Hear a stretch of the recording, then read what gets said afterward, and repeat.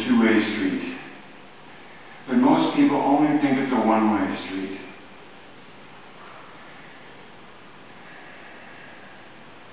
Most people come to Pilates and they bring whatever they have as a background and learn some Pilates, and then take everything that they know and everything that they are and take that down one direction of the street toward a client and their issues. So one direction is taking everything you know towards a client's issues to help that client be better.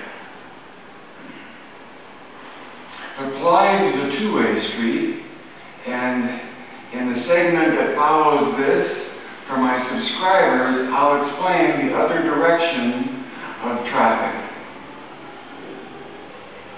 Pilates is a two-way street, and the way most people treat Pilates is as part of the information that they have, that they're going to go out into the world and take a client and look at the client's issues and help that client with their issues.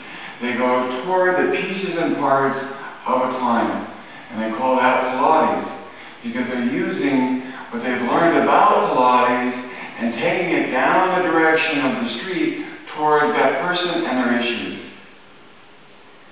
But Pilates is really a two-way street, and the other direction of Pilates is to take any person with any issues towards the performance of the sequence of the mat, because the mat is the method.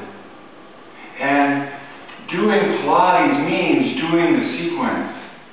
It's not until you recognize that there is a sequence, and the sequence has meaning, that you're trying to help a person perform that sequence. So Pilates is a two-way street. And sure, you take what you know, everything you know, and whatever background you have, plus what you know about Pilates, towards a person's issues. But the ultimate goal of teaching Pilates is teaching a person the ability to do the sequence of movements on their own, in a flow, so that they can achieve the definition of Pilates, which is the complete coordination of body, mind, and spirit. It's always amazing to me when I come across a student or a teacher of Pilates that says they never realized or knew that the sequence mattered, that the Pilates sequence of exercises mattered.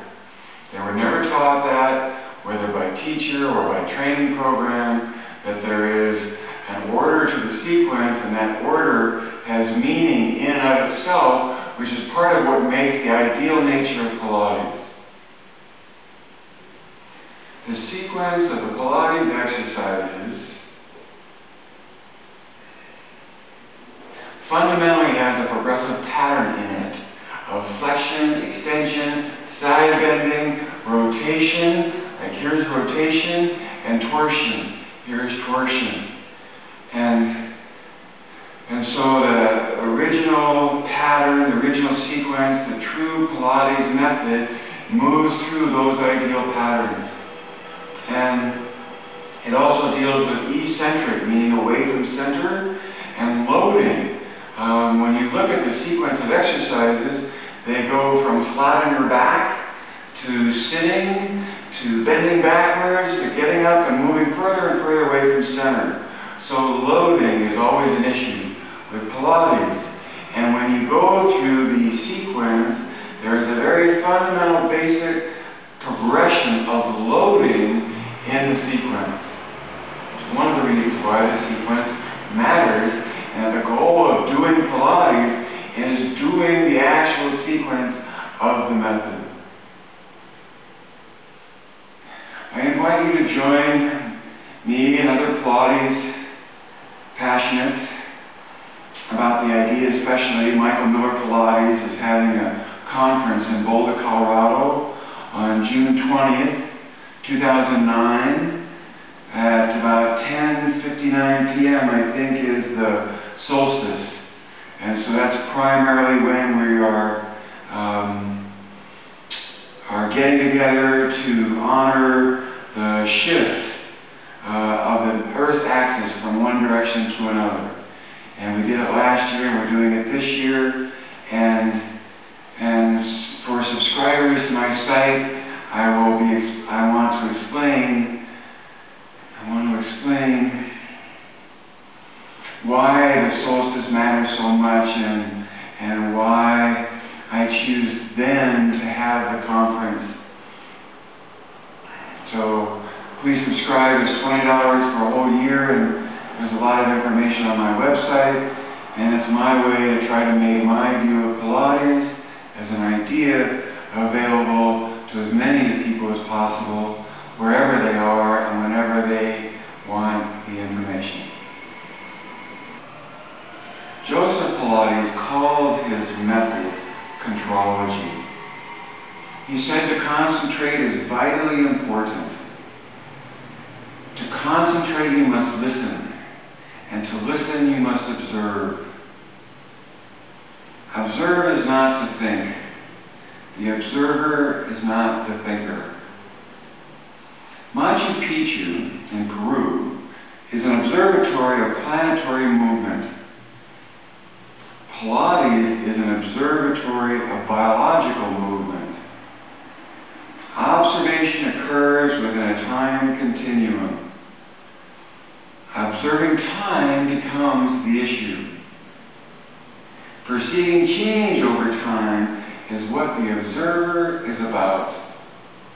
At Maachu Picu, their observation of planetary movement gave them insight to when to plant their crops. Their survival depended upon perceiving change and the advantage that gave them in surviving by having successful harvests. In Pilates, the observation of biological movement influences the quality and the likelihood of survival. Observation of time for the perception of change equals survival. Time becomes the issue to achieve control. We use frequency to measure time. Tick-tock of the clock.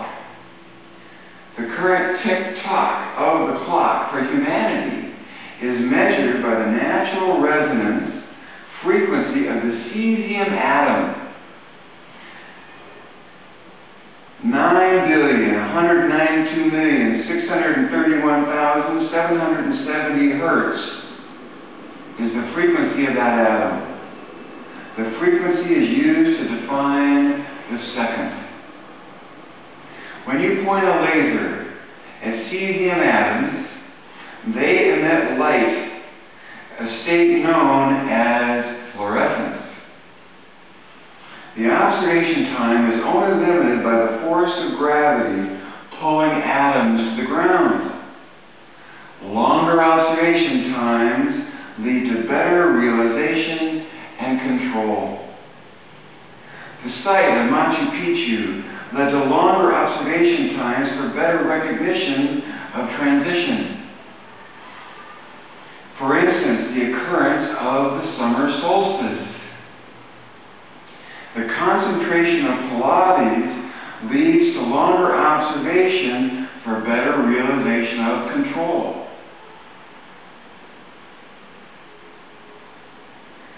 That's why the Michael Miller Pilates Conference is on the summer solstice, to acknowledge time and recognition of change being the essence of control that leads to survival.